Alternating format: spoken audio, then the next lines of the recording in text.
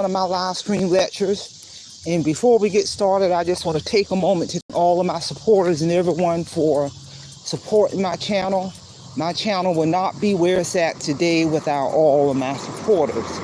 So with that being said, let's get on down to today's lecture, which is from time to time, make sure you check your credit report. You know, that's so important. Check your credit report with all three of those major credit bureaus, Equifax, TransUnion, and Experian, because you need to probably check it at least twice a year. You know, with all of this scamming that's going on, and it's really easy for someone to steal your identity. It really is. And literally purchase a car in your name, a house in your name, travel, get credit cards in your name, charge up everything. I've heard it all. And you won't have any knowledge of it until maybe one day you go to move into an apartment, you run your credit report, try to buy a house or any kind of large purchase, or you know, and you find out that somebody took out a line of credit in your name with all of your information. Now you're $40, $50, $60, $70,000 in debt, and it takes a lot of behind the scene work to get that resolved, and sometimes it can take months, years, but in the meantime, you know, that becomes your responsibility until they can clean it up. And so, but when you get in the habit of checking your credit report, you know, at least I would say 2 or 3 times a year, then it gives you the opportunity to catch a lot of this deception going on early on, so you can begin to work to resolve these issues, or contact the credit bureaus. Sometimes they'll guide you through the process. You may have to hire an attorney because someone basically has stole your identity. Someone has stole your identity, and until you can prove that it's not you, you can prove that you didn't make that purchase or buy that car or that house or that big ticket item or charge $2,000 or $3,000 from Walmart, until you can prove that it has not been you, you got to pay the bill. Bill collector's going to start coming after you. And I know many people who have got their identity stolen, and it doesn't take much.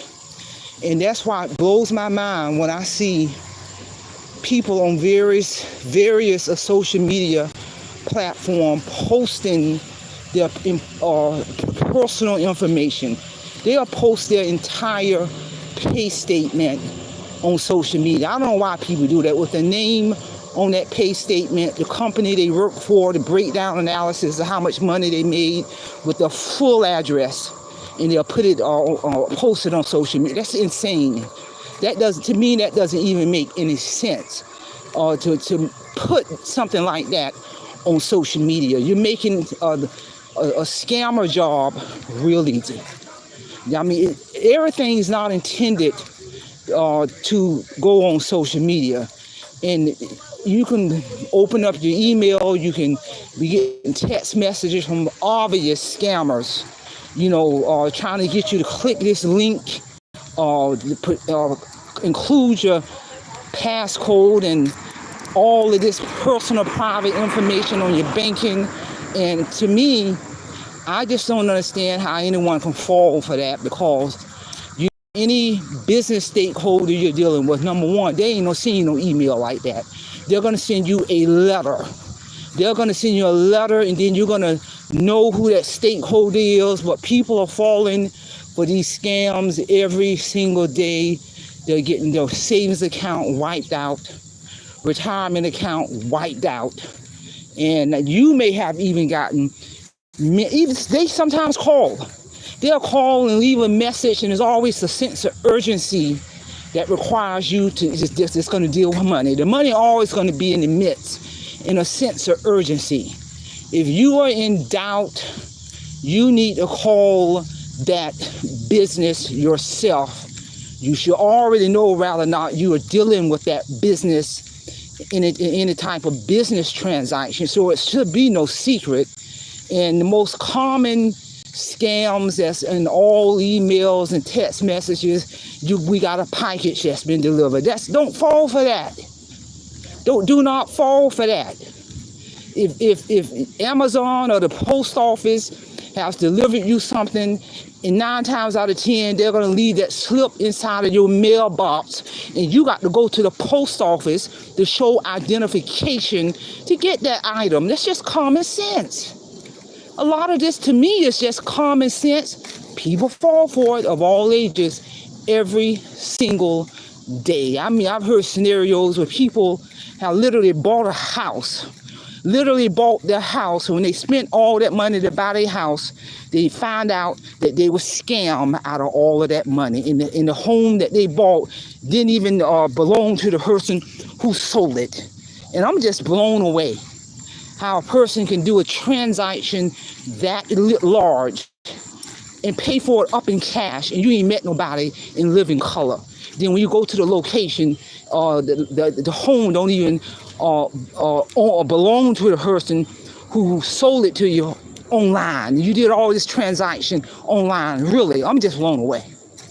I'm blown away. Ain't nowhere in the world I'm coming up with enough money or any kind of money to purchase anything from a stakeholder if I don't know your physical address. I ain't seen you in person. No, it's too many players involved. When you buy a house the correct way, it's going to be that lending company, it's going to be that attorney at that round table. All of these, they got to run that title. All that's got to be done. So I'm just a little confused on how a person would think that they can do a transaction that huge online and send thousands of dollars online, and you're shocked when you realize you've been scammed. Well, that to me, that's a no-brainer. You know, a lot of this just boils down to common sense. Trust your gut. I get them emails, text messages at least 20 times a month. For real. Sometimes they even call, and I block the number, and they use different numbers, and it's just out of control. So I tell people, you know, it's real important from time to time to pull your credit report. With Equifax, TransUnion, Experian, they'll send you all that information. They'll send it to you free. And you need to examine that information. And if you see something on there that you know that you did not open that account, you need to respond immediately. You're going to know, you should know your account. You know, whatever bill that you have, any kind of revolving debt, your mortgage, your car note, school loans, credit cards, personal loans. If you got any kind of revolving debt, it's going to show up on your credit report. So when you see it, you should recognize it because you're paying the bill. And if you go default on a loan, it's going to show on your credit report. You know you're behind with default on it. It shouldn't be no surprise. It's your debt. But you got to get into the habit of checking your credit report a good 3 times a year, and also monitor your bank statement. When your bank statements come in the mail, just review it. And if you see something on there that you know you didn't make that transaction, you need to contact your bank, ASAP. I mean ASAP, real talk.